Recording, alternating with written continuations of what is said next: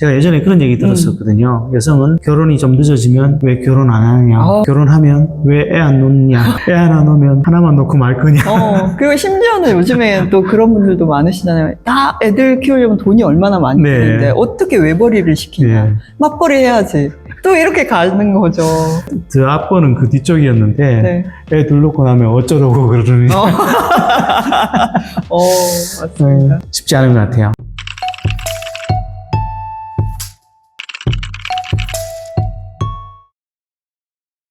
안녕하세요. 사람과 직업연구소의 정도영입니다. 오늘은 고재하 선생님을 모시고 역시 40대 후반의 여성이시자 그리고 본인이 직업 상담사이기도 하시고 직업 현장에서도 오래 계셨던 분이니까 직접 본인이 느꼈던 것 그리고 시장에 대한 전문가의 생각 이런 것들을 같이 곁들여서 한번 살펴보도록 하죠. 대한민국 여성들이 40대, 50대가 시장에서 하는 가장 큰 고민은 어떤 것들이 있을까요? 일단 제 생각은 첫 번째 체력에 대한 부분인 것 같습니다. 체력에 대한 부분. 네, 일단 직업으로 먼저 들어가기 전에 왜냐면 40, 50대 굉장히 많이 여성분들이 겪는 게 갱년기입니다. 네. 아시죠? 갱년기가 되면 신체적인 변화나 이제 좀 정신적으로 호르몬 변화 때문에 굉장히 기복이 심해지죠. 체력적으로 너무 많이 갑자기 훅 힘들어져요.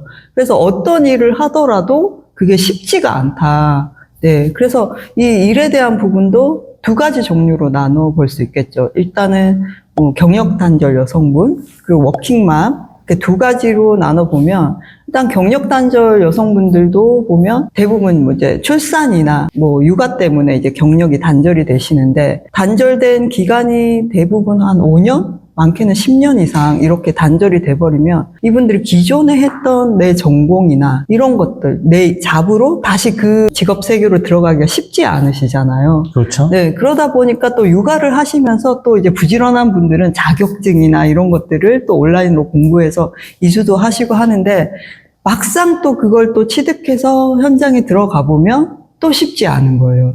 예를 들면 이제 우리 소장님도 사회복지사 관련된 또 컨텐츠도 올리고 하셨는데 막상 사회복지는 뭔가 가서 봉사하고 사람들을 도와주고 이 정도만 생각했는데 가서 보면 사실은 또 행정적인 일이 많잖아요. 네.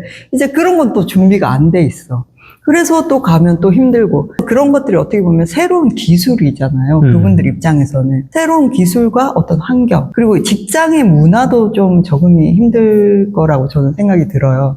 왜냐하면 최근에 직장 분위기는 조금 더 개인적이고 네, 뭔가 누군가를 도와주기보다는 자기 일이나 잘하자 약간 요렇게 돼서 누군가 나는 들어가면 도와줄 줄 알았는데 내일 처리해서 쳐내기도 바쁘니까 그런 부분에서 이제 뭔가 나는 들어갔는데 아무도 나를 케어해주지 않고 그냥 이런 것들을 받으실 수 있을 것 같고 기본적으로 또 아이가 어린 경우에는 풀타임으로 근무를 하기가 힘드시잖아요. 맞아요. 그러다 보니까 시간제 근무나 이런 것들을 찾아야 되는데 그런 것들이 전문적인 일이 많지 않잖아요. 대부분 몸을 쓰는 거라던가 이제 단순하게 판매직이나 또는 청소나 아니면 돌봄에 대한 부분들 이런 쪽으로 가다 보니까 서빙을 하시는 분들도 많더라고요. 이제 맞아요. 일자리를 못 찾아서 서빙을 하다 보니까 이분들이 어떤 문제가 생기냐면 이게 손목이 안 좋아지시더라고요. 네. 네, 그리고 난 뒤에 더 큰 이제 좀 어려움은 나를 보는 사람들의 시선. 누구 엄마 어디서 서빙한다던데? 이런 부분들. 그리고 나 또한 내가 결국 이거 하려고 지금 나와서 이 사람들한테 왜 이제 그 안에서 자괴감이 드는 부분들. 그렇다고 돈이 많지도 않고 어떤 고용이 굉장히 안정적이지도 않고 그런 부분들의 불편감이 있으실 것 같고요. 그리고 워킹맘의 같은 경우에는 일과 가정의 양립이라는 것들이 화두잖아요. 그분들 입장에서는. 요즘 젊은 세대에서는 육아나 가사가 공동 부담이라는 게 이제 너무나 자연스럽게 많이 인식이 됐는데 아직까지 50대 분들한테는 그게 다 해당되진 않는 것 같아요. 맞아요. 운이 좋아, 좀 착한 남편 만나면 좀 도와주고, 좀 난 아니다, 이런 남편들은 대부분, 난 가정이잖아. 내가 너보다 돈 더 많이 벌잖아. 그러니까 당연히 나머지 것들은 너가 더 신경 써야지. 이런 부담이 있다 보니까 이분들은 회사에 가서는 아이들이 또 걱정되고, 아이들한테 뭔가 시간을 많이 배려해주지 못하는 부분에 대해서 좀 미안함. 또 일로서 오면은 아이들을 조금 등한시하고 일에 몰입을 해야 되는데 그거에 대한 또 스트레스 이거 두 개를 양립해서 가져가기가 참 쉽지 않다 그런 생각이 들었습니다. 사실 뭐 여성은 굉장히 많은 것들과 싸우게 되죠. 외부적인 환경들, 회사의 시선들, 심지어는 자기 자신의 내적 욕구하고도 많이 싸우는 맞습니다. 것 같아요. 저는 가끔 그런 생각을 해요. 네. 엄마로서도 잘하고 일도 잘하고 배우자로서도 잘한다. 네. 이거 너무 과도한 기대 아닌가요? 그렇죠. 그런데 대부분 남편분들이나 이제 예를 들면 시댁 분들이 좋으시면 또 다행인데 만약에 아이가 뭔가 학업이 좀 뒤처지거나 잘못되거나 이랬을 때 대부분 그 책임이 엄마한테 많이 간다라는 네. 거죠. 네. 너가 어떻게 했길래 제가 아직도 저러고 있냐? 어떻게 했길래 저게 지금 해결이 안 됐냐? 이런 부분들이 뭔가 아빠한테 전가되는 부분보다는 여성분들한테 전가되는 부분들이 훨씬 크다라는 거죠. 그게 아마 전통적인 환경 문화에서 네. 기인하는 바가 큰 것 같아요. 제가 예전에 그런 얘기 들었었거든요. 여성은 결혼이 좀 늦어지면 왜 결혼 안 하느냐. 결혼하면 왜 애 안 놓느냐. 맞습니다. 쉽지 않은 것 같아요. 맞습니다. 근데 이제 더 좀 심각한 것 중에 하나는 사실 우리나라 여성의 노동이라는 것이 40대, 50대 뭐 이렇게 넘어가면서 특별히 전문직을 잘 끌고 온 드문 케이스가 아니면 맞습니다. 굉장히 많은 경우에 도매금으로 그냥 돌봄 노동으로 몰아붙이는 그런 경향이 네. 좀 있죠. 네. 사실 그런 것들을 좀 타파할 수 있는 방법은 없을까요?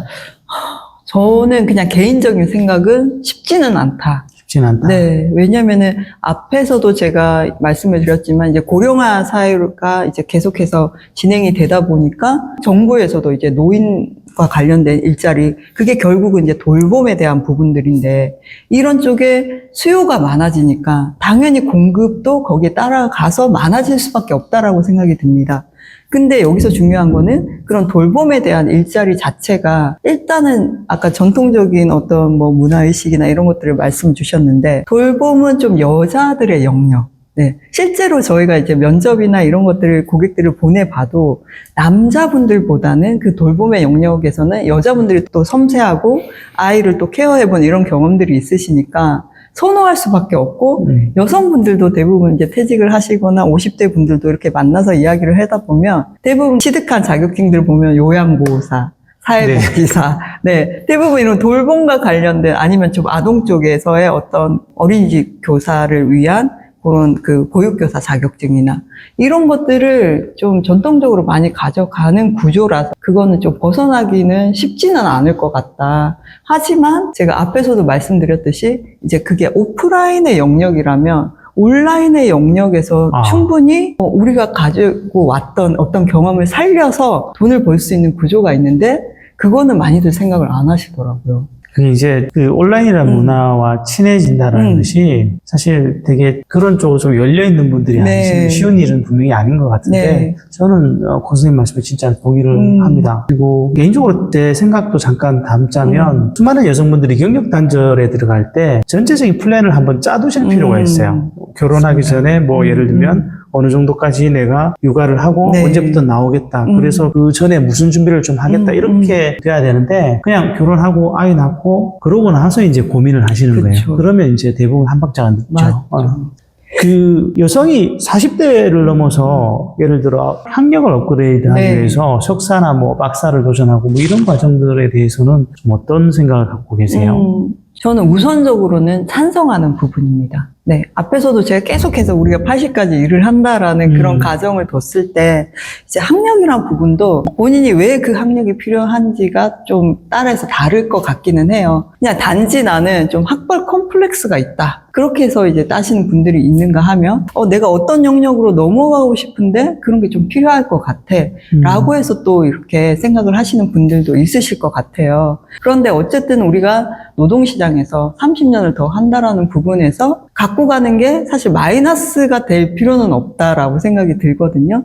사실 요즘에 또 배우려고 하면 온라인이나 다양한 학위 과정들이 많아서 예전처럼 꼭 오프라인에서 돈과 시간을 많이 투자해서 그런 또 개념은 아니니까 충분히 가능은 한데 이것도 저는 왜 본인한테 그게 필요한지 만약에 어떤 시장에 넘어가기 위해서 필요하다라면 정말 그게 필요한 건지를 먼저 학위를 따기 전에 그 시장에 한번 그 바닥에 들어가셔서 생각하셔도 늦지 않을 것 같습니다. 왜냐면 나는 충분히 이쪽에 넘어가기 위해서 이 학위를 취득했는데 결국 그쪽에 들어가 보니 일단 내 연령으로 갈 수가 없어. 이런 부분이 있을 수 있고 내가 생각하고 있는 것과 내가 가고자 하는 시장이 다를 수 있다. 그래서 그런 것들을 미리 꼭 경험해 보시고 선택해도 늦지 않다라고 말씀을 드리고 싶습니다. 경력 관리가 대부분 여성분들이 이제 아이를 놓고 집에서 좀 쉬시거나 이런 경우들이 생기면 네. 그때 말로 경력 관리가 꼬이잖아요. 그럼 뭐 이미 경력이 좀 많이 무너져 있는 상태에 계신 분들이라면 네. 내가 어떤 팁을 좀 주실 수 있을 것 같으세요? 일단은 저는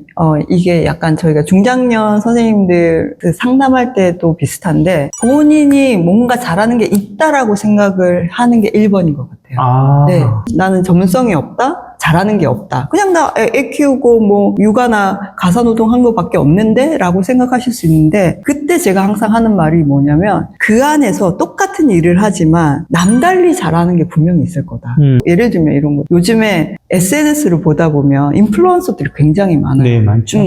옛날에는 그냥 예쁘고 약간 연예인 같은 사람이 인플루언서였다면 지금은 너무 다양하세요. 거기에서도 보면 잘 나가는 인플루언서들이 어떤 거냐면 이제 인테리어, 홈 인테리어. 네, 우리 여성분들 다 인테리어 관심 많잖아요. 그렇죠. 근데 나는 똥손이야. 나 인테리어 이런 거 잘 못해. 이런 분들 많단 말이에요. 근데 이제 그런 분들이 요런 소품 하나로 요렇게 딱 배치를 해보세요. 그러면 뭐 카페 부럽지 않은 홈카페가 만들어져요. 이런 거. 그럼 그분들은 뭐 인테리어 전문성이 있는 분들인가요? 아니라는 거죠. 자기가 그 안에서 어떻게 이런 것들을 생활하면서 활용을 하다 보니까 이렇게 놓으면 예쁘던데? 그리고 나중에 이것들이 잘 되다 보면 제품 협찬이 또 들어옵니다.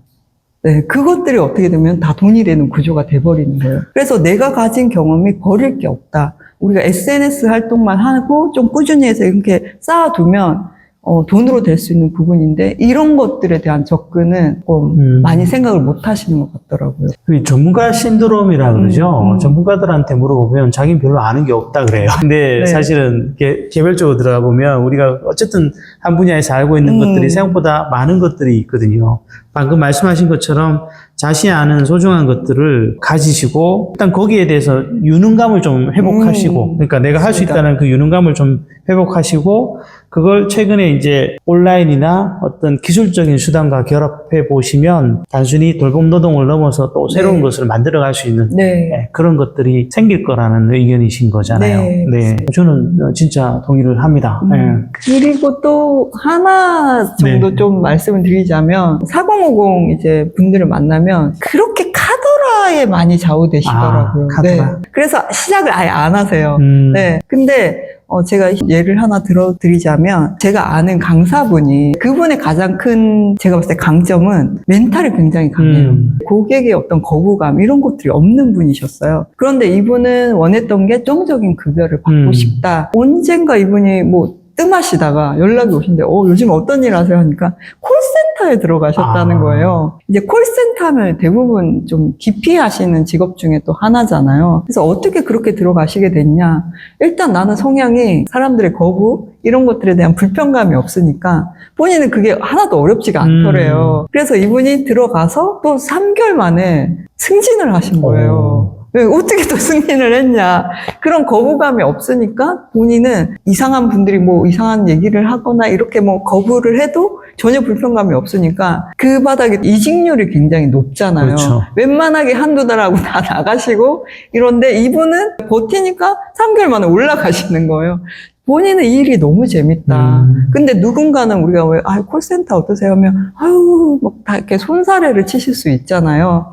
그런 부분에서 좀 본인이 경험하지 않은 거에 대해서 옆에 분들의 말만 듣지 말고, 저는 실질적으로 진짜 조금, 그게 단시간 뭐 아르바이트가 됐든 내가 마음에 있다라고 하면 한번 해보셨으면 좋겠어요. 또 카더라보다는 우리는 전문가를 찾아가야 됩니다. 네, 일에 대해서 전문가들은 어디에 계시나요? 뭐 여성센터나 고용센터나 그런 데 가면 직업 상담사 선생님들이 다 계세요. 그쪽 갔을 때 좋은 건 뭐냐면 내 또래의 사람들이 나랑 비슷한 경력을 가지고 어느 쪽으로 이동했는지 데이터들이 있잖아요. 그래서 그런 데이터도 조금 여러분들이 보시고, 그리고 뭐 백지장도 혼자 드는 거보다 이렇게 같이 들면 낫다고, 그런 분들의 조언이나 그런 것들을 좀 참고를 하셔서 좀 카더라에 의존하지 마시고 많이 경험을 해보셨으면 좋겠습니다. 네, 여러 가지 많이 말씀을 해주셨는데요. 잘 한번 참고하셔서 여러분들의 또 미래를 열어가시는데 좋은 시비가 됐으면 좋겠습니다. 오늘 450 여성의 일자리에 대해서 짧게 잠깐 얘기를 나눠봤는데요. 뭐 이것이 큰 대안이 될지는 모르겠습니다만은 적어도 이 영상을 주의 깊게 지켜보셨다면 좋은 힌트는 얻으셨으리라고 생각을 합니다. 한번 실행해 보시고요. 그걸로 뭔가 성과를 내신다라면 댓글로도 좀 남겨주시고요. 네, 인스타 가서 꿀벌제화당 찾아보시고요.